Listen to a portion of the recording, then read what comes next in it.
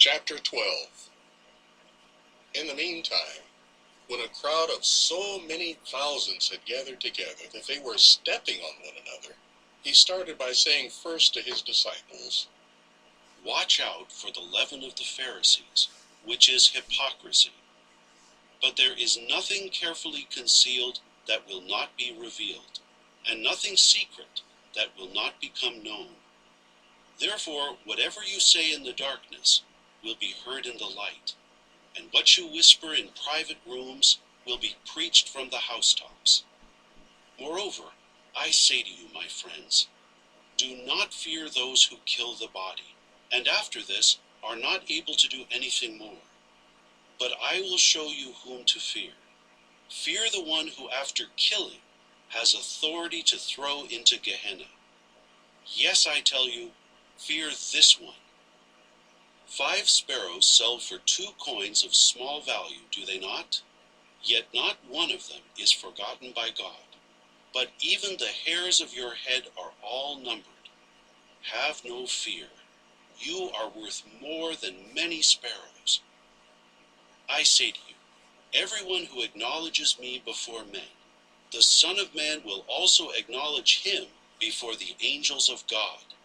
But whoever disowns me before men will be disowned before the angels of God. And everyone who says a word against the Son of Man, it will be forgiven him.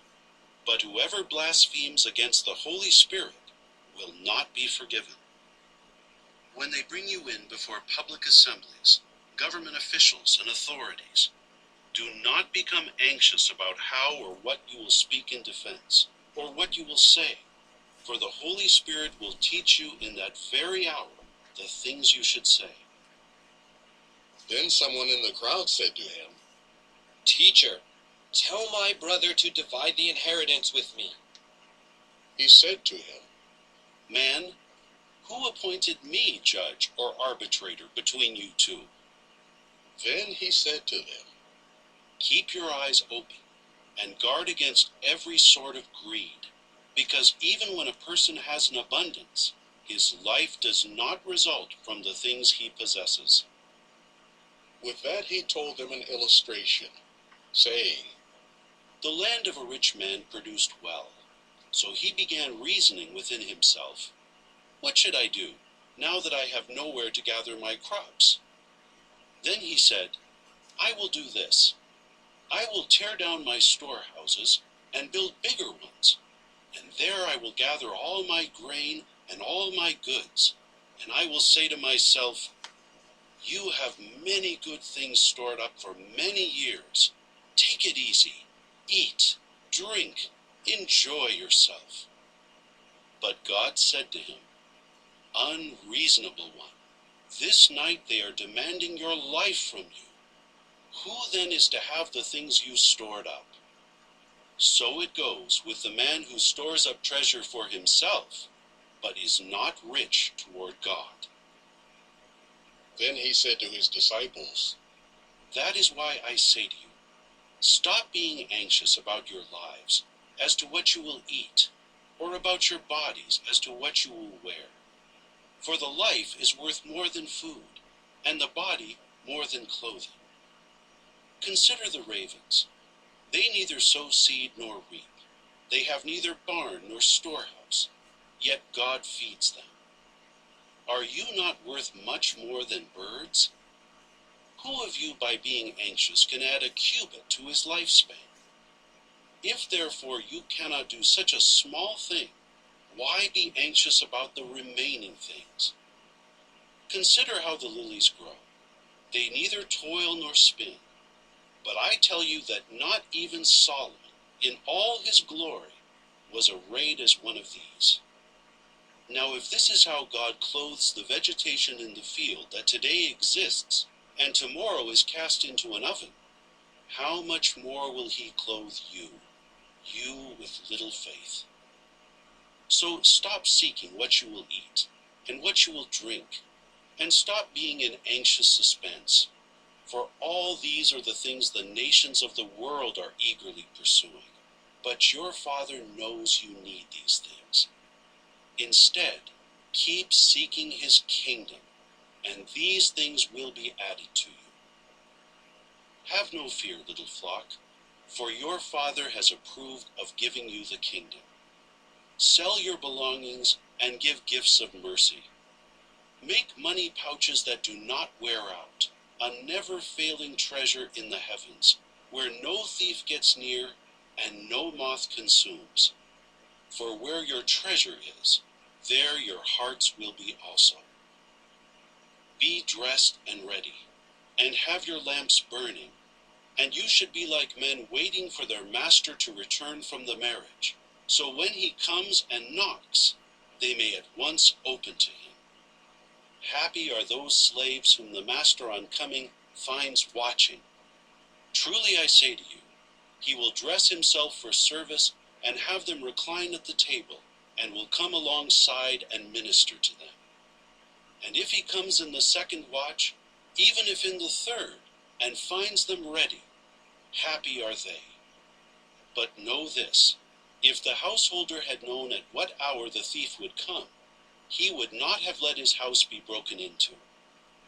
You also, keep ready, because at an hour that you do not think likely, the Son of Man is coming. Then Peter said, Lord, are you telling this illustration just to us, or also to everyone?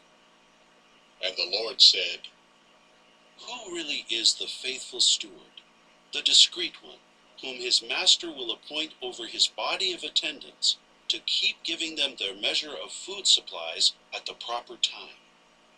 Happy is that slave, if his master on coming finds him doing so. I tell you truthfully, he will appoint him over all his belongings.